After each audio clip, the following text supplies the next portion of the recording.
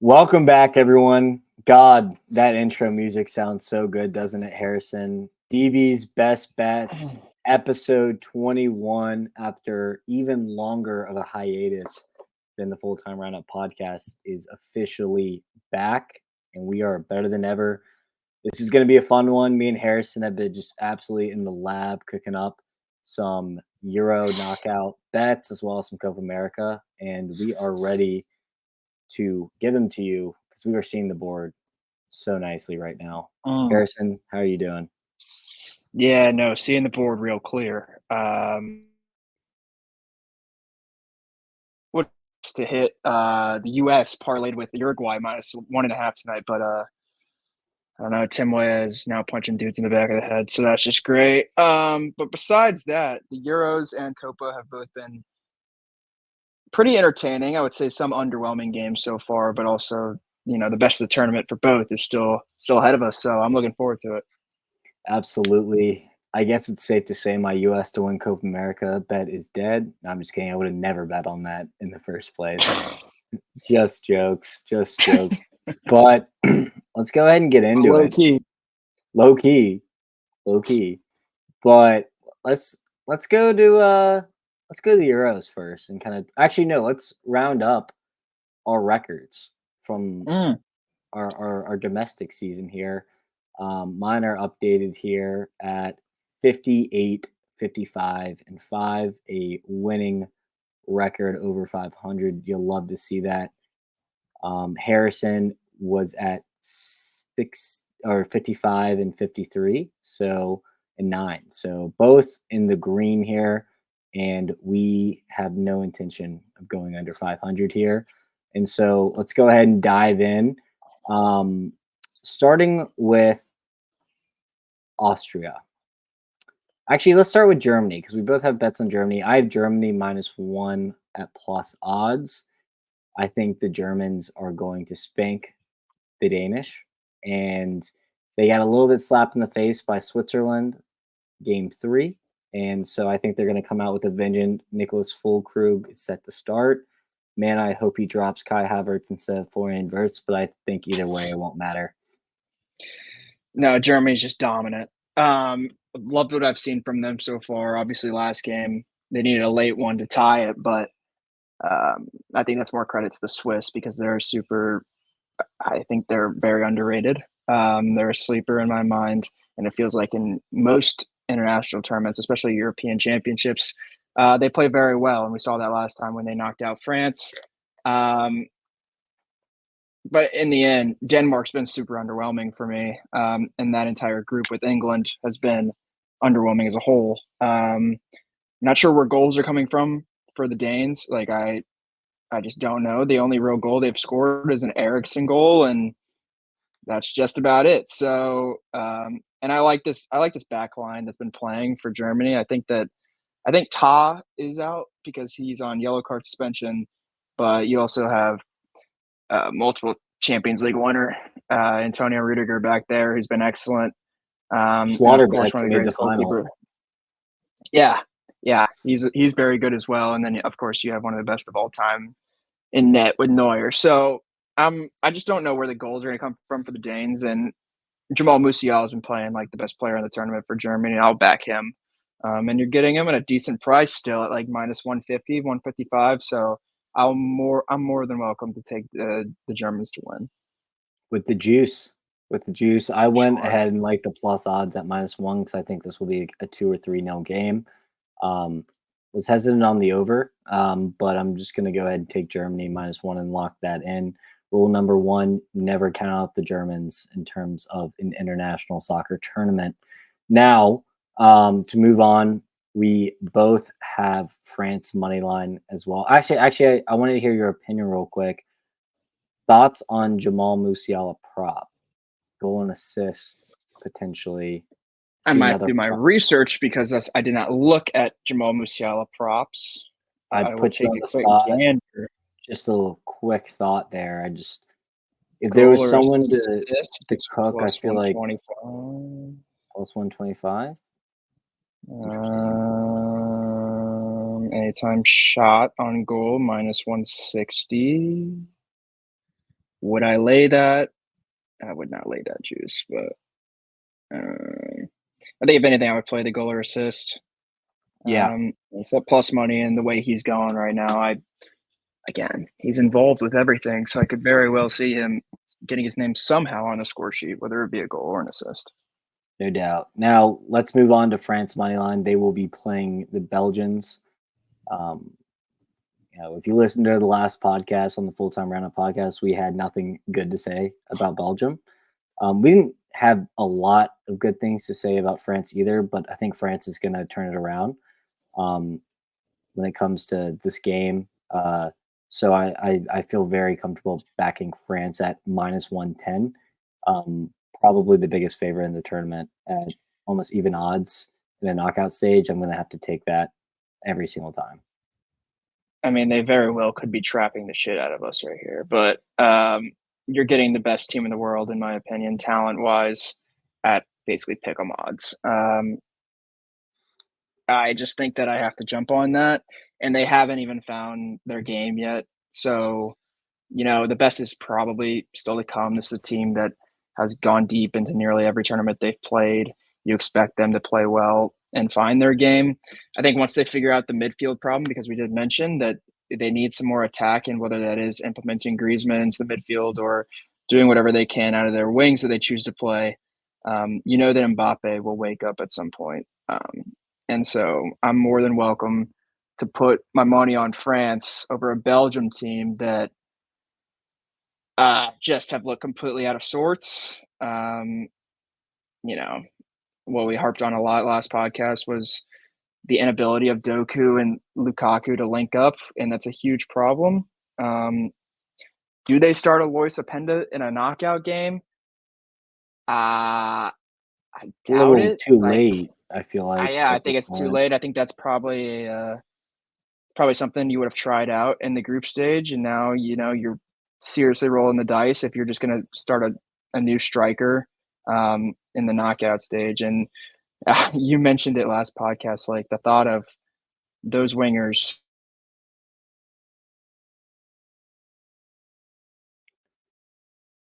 Carry on what Harrison's saying because he did lag out just a bit. Yeah, the thought of killing Mbappe, Dembele, and Barcola just running at Valtez, a 40-year-old Vertonghen, and Castagna is just not really what warms the heart if you're a Belgian fan. So I think France kind of know how to beat this team, and it's not even going to be close at the end of the day when it comes to just the disparity between Belgium's defense and France's attack.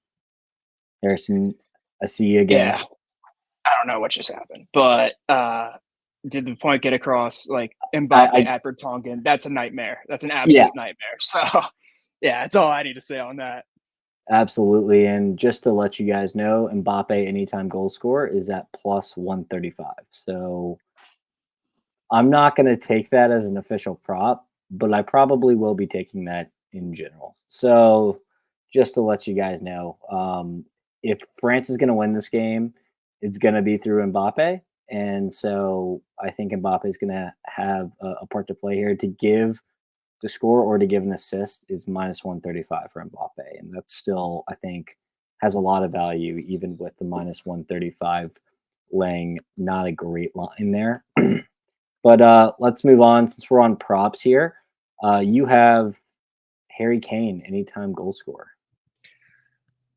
I mean, they got to figure it out at some point. They have to.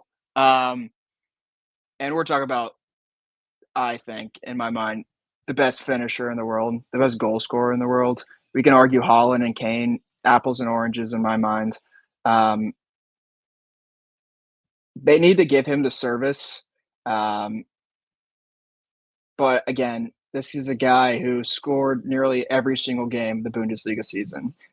We know his talent from the Premier League, and he's been excellent for England over the years. Like, they're playing a team in Slovenia. England is talent wise, I would say 20 times better than Slovenia, at least. Like, this should be an embarrassment, honestly, on paper. Do I think that that necessarily will happen? No, because Slovenia is just going to be sitting back the entire time and letting England do whatever they want until it actually gets into the final third. Um, but if they're getting the ball in the box, or even if they have the ball the entire time, you at least got to think that they have the chance to draw a penalty. Um, And and he's the Harry Kane penalty takes taker. those, Yep. which is something that I've always thought about when I take goal scorers. Um, Same with but France, I by mean, the way, and Mbappe. yeah, yeah, that is true. So I mean, the penalty is almost a bonus, but at the same time, Harry Kane's too good not to, go 4 games in my mind in this Euros without scoring a goal. Yeah, I think that's a good outlook there. It's just to correct you just a little bit, Slovakia, not Slovenia. But Oh, jeez. uh, like you said, Nice hair. apples to oranges. Yep, same thing. But I in this game am playing the under 2.5. England hasn't showed me a single thing going forward. They're very tight at the back. Slovakia, like you said, is going to sit back. So unless England really just absolutely turn it on here and just really click and thrash Slovakia, which I like Slovakia a lot here in this spot. I'm going to back the under 2.5 here. Um, and I feel like that's going to be fairly safe. Now, you also have a prop here with Lamine Yamal goal or an assist against Spain versus Georgia. Talk to me about that. Yep. If Georgia's playing the same way they were against Portugal, it'll be on the transition, and Kavic is just going to be running at people. Um, it means that Spain's going to have the ball a lot, and Lamine Yamal has been one of the most exciting players of this tournament so far.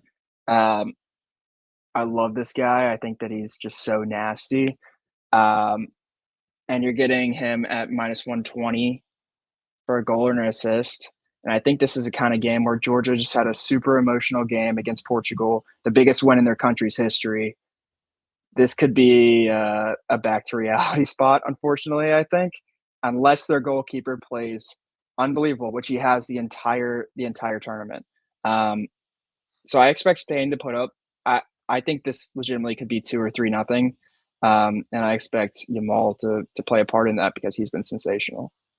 Absolutely. I have two plays in this game. I have Mm. Spain minus 1.5 and Spain, Georgia over 2.5. I think, like you said, I think Georgia get kind of thrashed here and kind of come back to earth. This is a team that barely even qualified for the tournament. They qualified via penalties against, I think it was Estonia. So Spain's one of the favorites, if not the favorite of the tournament. Now it's not because the bracket's been released, but they're one of the best teams in the tournament, if not the best.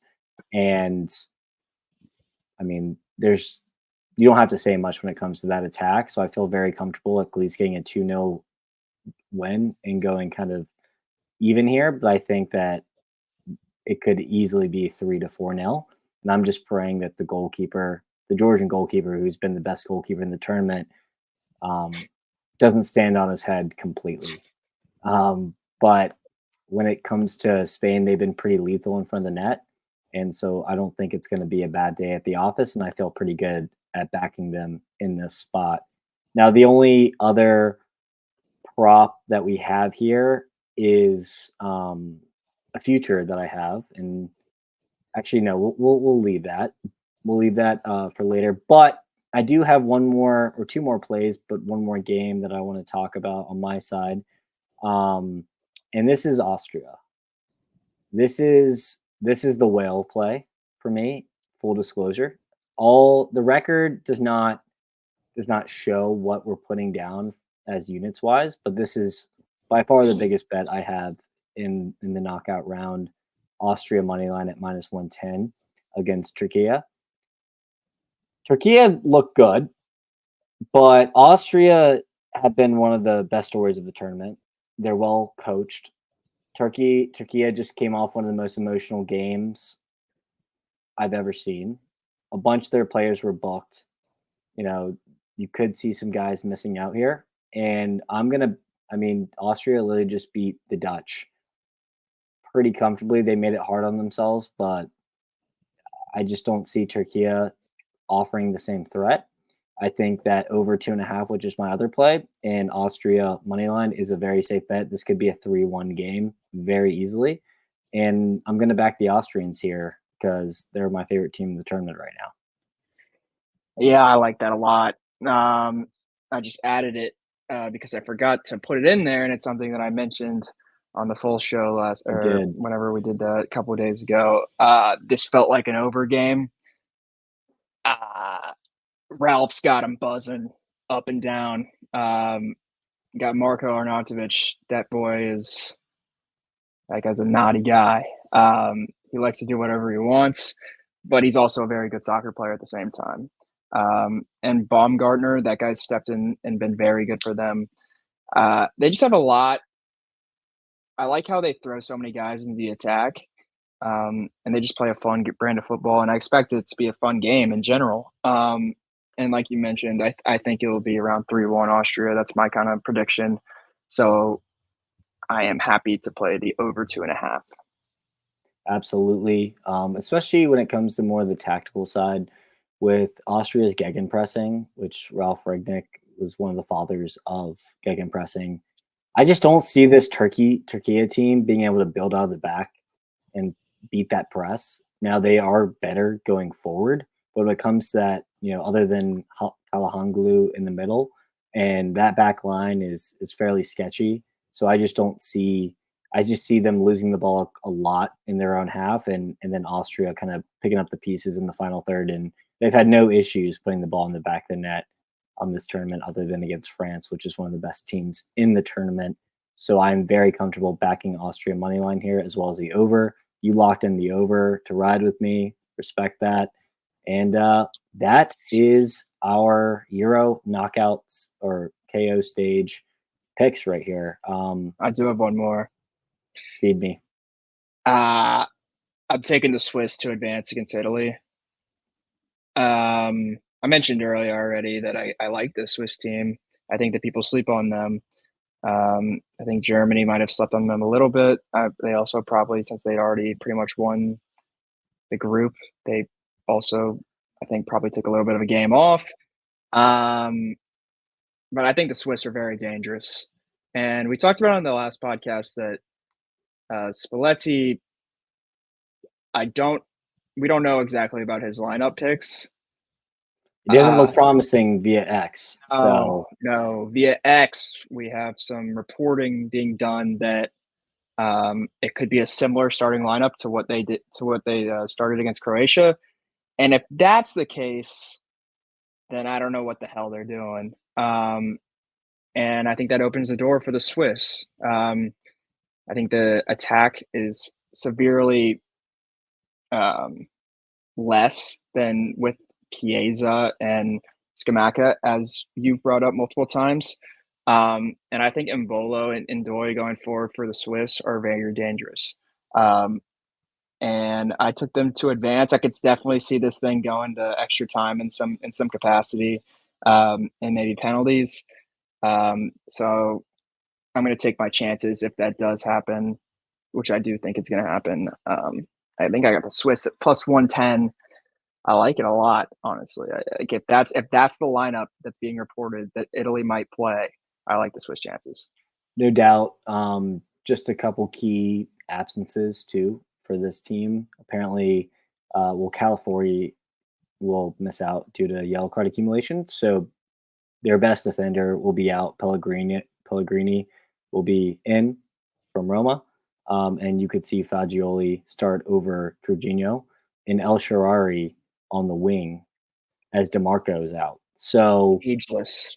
with Retegui and Raspadori up top, I feel really good about that pick. Once I see the lineups, I will probably be taking the Swiss myself.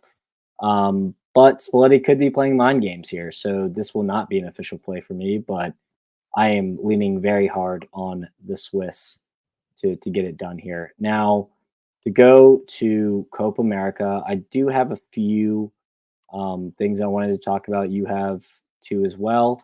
Colombia kicks off here in 30 minutes, and you have their spread here against Costa Rica, 1.5. Talk us through that. Yeah, we just watched a game between earlier this week with Brazil and Costa Rica where one, Brazil look horrible. That's just a side point. They look horrific. Um, but too, Costa Rica defended extremely well and basically set up a blueprint for everybody else on how they should play Brazil. And that's basically just sit in your box and let them pass the ball and do whatever they want, and they still won't figure it out. Um, Part of me doesn't think that they can do it 2 games in a row, and part of me thinks that Colombia is literally watched every part of that game and can figure out a way to dissect that. I think that they win at least 2-0 tonight. I'm taking them -1.5. James Rodriguez in the middle has been playing unbelievable. He's turning back the clock. Again, no idea where this guy even plays right now, but So Paulo. the shit that he's doing is ridiculous. Luis Diaz on the wing. I mean, they started Vinicius up top, but he drifted over to the wing and he's getting double teamed every time. I don't think you can do that with Colombia because I think they just basically like Colombia has other dudes, and while Brazil definitely has other dudes like Rodrigo and stuff like that, Vinicius is always going to be the main guy they go through. And they made sure to double team him every time they got the ball, and Brazil still didn't do anything.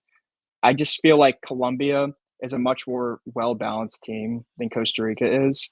And obviously, if the U.S. somehow were to get through Uruguay and make it to the quarterfinals, I don't think they get through Colombia. Um, so I like this -1.5 spot. I'm just betting on the fact that Costa Rica cannot defend their ass off 2 games in a row. Something I don't expect to see. No, I mean I'm scared for you, but I'm kind of telling you in a way because we both have Colombia to win the group.